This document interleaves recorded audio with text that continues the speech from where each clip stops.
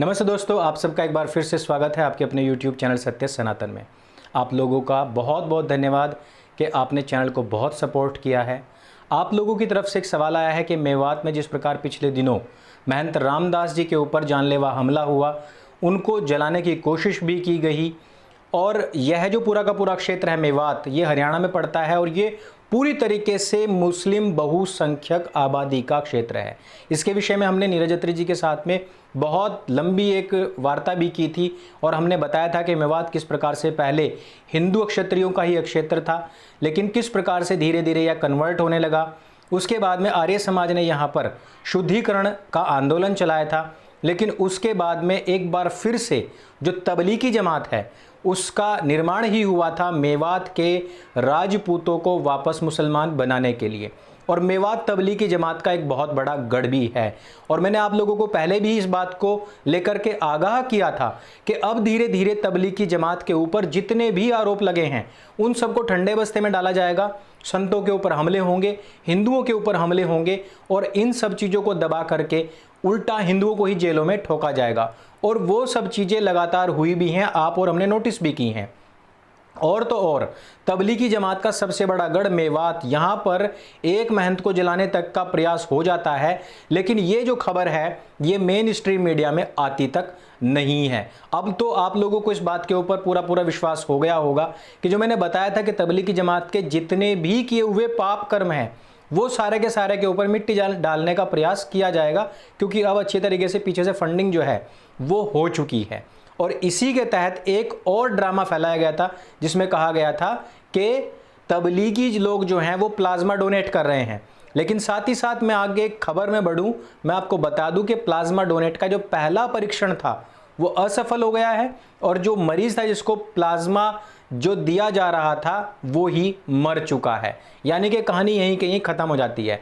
एक दो व्यक्ति को पूरी की पूरी तबलीग जमात कह करके जो षड्यंत्र रचने की कोशिश की जा रही थी वो ईश्वर ने यहीं कहीं फेल कर दी है। वापस आता हूं मेवात की घटना के ऊपर। मेवात की घटना में जो सबसे बड़ा शब्द निकल करके आया है वो ये आया है, महंत रामदास जी को मारते समय, उनको जलाने का प्रयास करते समय एक शब्द निकल करके आया कि ये जो महंत होते हैं, ये जो हिंदुओं के धार्मिक गुरु होते हैं, ये लोग फितना फसाद पैदा करने वाले होते हैं, इसलिए इनका मरना जरूरी है। अब बहुत सारे मेरे भाइयों बहनों ने पूछा कि ये फितना फसाद क्या है और इसका इस्लाम में इस शब्द का प्रयोग कहां कहां पर हुआ है। तो आप लोग अगर ये देखेंगे तो जो इस्लामिक जो मॉडेस्ट मुसलमान है वो इस बात को क्या कहेंगे कि फितना का मतलब होता है फसाद, यानी कि फसाद पैदा करने वाले को मार दिया जाता है। लेकिन क्या उन महंत के ऊपर फितना, यदि हम फितना का मतलब फसाद ही ले ले तो क्या उनके ऊपर फसाद तय हो गया था? दूसरी बात कि क्या वो मुसलमान तय करेंगे कि कौन फसादी है, कौन फितना करने वाला है और हम उसको उसका प्रतिफल देंगे? या फिर इस देश में कानून का राज है अथवा नहीं है, या फिर मेवात में बिल्कुल भी नहीं है? मेवात की जो घटना है और उसमें जो फितना फसाद का वर्ड आया है, फितना का अर्थ असल में कुरान के अंदर प्रयोग तो हुआ है, लेकिन इसको जब हिंदी में डब किया जाता है तो उसको फसाद कह दिया जाता है। पहली चीज़ मैं आपको बता चुका हूं कि वो मुसलमान जो उनको जलाने की कोशिश कर रहे थे वो कोई के कोई जज नहीं है, ठीक है, वो जल्लाद नहीं है, वो सरकार द्वारा नियुक्त कोई पुलिस इंस्पेक्टर नहीं है कि वो वहाँ जा कर के फैसला करेंगे और उनको पीटेंगे और जलाएंगे। दूसरी चीज़ मैं आपको बता दूं कि अब रमज़ान चल रहे हैं, रमज़ान के लिए स्पेशली कुछ आयतें हैं, उसके अलावा भी बहुत सारी आयतें हैं। तो मैं चाहूँगा कि इस वीडियो में आप लोगों को वो सब आयतें पढ़ करके मैं सुनाऊं और ताकि आप लोगों को पता लग सके कि कहाँ पर क्या लिखा हुआ है और कहाँ कहाँ पर इन्होंने भाषांतर किया है।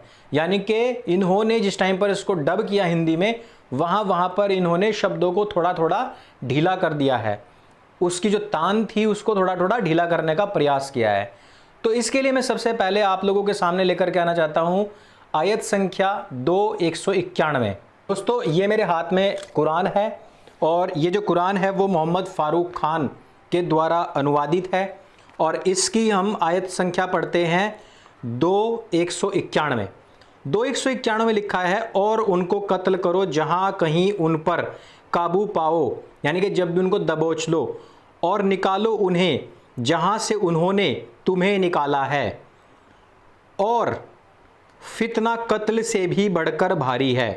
अलबत्ता मस्जिद ए हराम के पास तुम उनसे ना लड़ो जब तक कि वो खुद तुमसे वहाँ जंग ना छेड़ें, तो उन्हें कत्ल करो, ऐसे काफिरों का ऐसा ही बदला है। तो क्या हम उनको मेवात से निकाल रहे हैं? पहली चीज़, नहीं निकाल रहे हैं। दूसरी चीज़, मस्जिद हराम के आसपास हैं क्या हम लोग? नहीं हैं। क्या मस्जिद हराम हिंदुस्तान में है? वो भी नहीं है। एक्चुअली वो जहाँ पर थी, वास्तव में मस्जिद हराम जहाँ पर थी वो वहाँ पर भी नहीं है, वो एक्चुअली पेट्रा में थी और वहाँ से निकाल करके इन लोगों ने मक्का में उसको स्थापित किया। इस बात की गवाही खुद अब मक्का मदीना के लोग दे रहे हैं। डैन गिब्सन ने इस बात को पूरी तरीके से प्रूफ कर दिया है। पिछले 26 साल के अंदर डैन गिब्सन का जवाब देने के लिए 150 करोड़ से अधिक की आबादी, 57 देश और जितनी भी यूनिवर्सिटीज़ हैं जो इस्लाम के ऊपर रिसर्च कर रही हैं, उनमें से कोई एक व्यक्ति भी इस बात का जवाब नहीं दे पाया है। लेकिन क्या मेवात में मस्जिद हराम है? नहीं है। लेकिन कहाँ किसको मारने की बात की जा रही है? ऐसे काफिरों का ऐसा ही बदला है, तो उन्हें कत्ल कर दो, ऐसे काफिरों को कत्ल कर दो जो तुम्हें वहां से निकालना चाहते हैं। एक्चुअली एक हिस्ट्री से जुड़ी हुई आयत है और जहां से मुसलमानों को उस समय पर मुसलमानों को निकाला जा रहा था, इस वजह से वहां पर दी हुई ये आयत थी। इसका आज की तारीख में कोई मतलब नहीं है, लेकिन ये फिर भी यहीं पड़ी हुई है और इसको पढ़ने वाले लोग ये कह करके कि ये हमेशा हर समय में इतनी ही कारगर सिद्ध है, इस आयत का दुरुपयोग करते हुए काफिर कह करके हिंदुओं को उनके ऊपर हमला करते हैं। अब अगली आयत के ऊपर चलते हैं। फिर अगर वो बाज आ जाएं या अल्लाह भी बख्शने वाला निहायत रहम वाला है। 193 फिर कहा है, तुम उनसे लड़ो यहां तक कि फितना बाकी ना रह जाए और दीन अल्लाह के लिए हो जाए। पूरी तरीके से इस दीन को, यानी कि इस पूरे के पूरे संसार का एक ही दीन होना चाहिए, वो होना चाहिए इस्लाम। जब तक ये इस्लाम ना हो जाए और वो लोग बाज ना आ जाएं, जब तक कि वो कन्वर्ट ना हो जाएं, तब तक के लिए उनसे लड़ो। तो इस प्रकार से ये तीनों की तीनों आयतें खुले तौर पर काफिरों को मारने की बात उस समय पर किया करती थी, लेकिन इसको ये कह करके कि ये पूरी की पूरी इंसानियत के नाम के लिए है, ये पूरे के पूरे जिस भी समय में ये किताब जाएगी उसके लिए है, ये कह करके हिंदुओं को अक्सर मारा जाता है। अगली आयतों की तरफ चलते हैं। अगली आयत में हम पहुंचते हैं। अल माइदा की आयत संख्या है 33।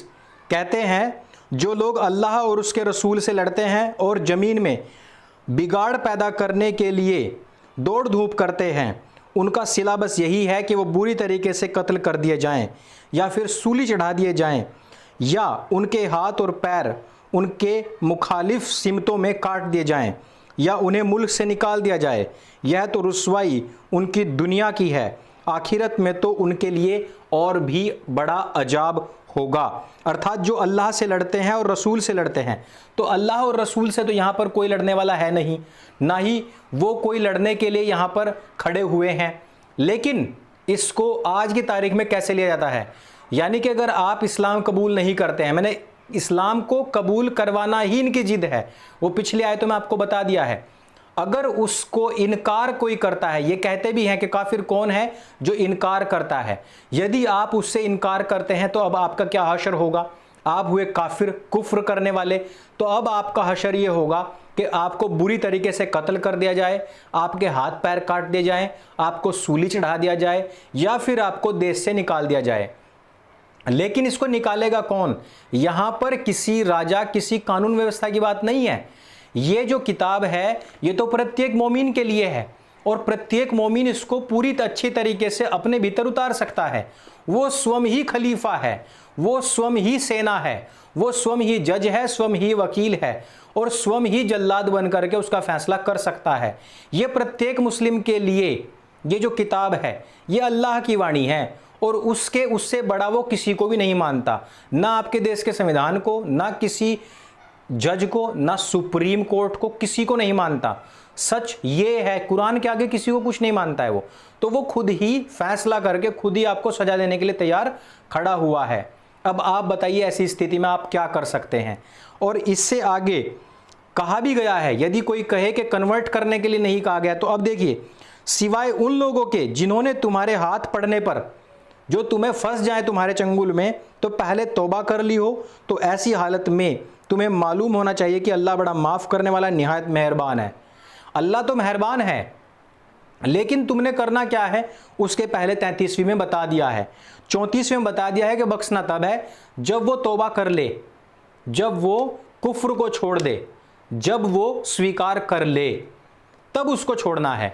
अब इस पर बहुत सारे ड्रामेबाज आएंगे और कहेंगे कि 32वीं में कहा गया है कि एक व्यक्ति को मारना यानी कि 1000 लोगों को मारना, लेकिन 32वीं को पूरी नहीं बताएंगे आपको।